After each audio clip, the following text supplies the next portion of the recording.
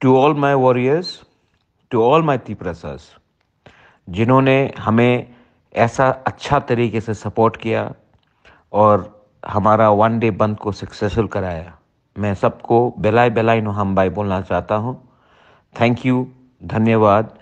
आपने दिखाया कि पावर में हो या ना हो, तीपरासा के दिल में अधिकार और ग्रेटर तीपरलैंड के लिए आज भी सपोर्ट है।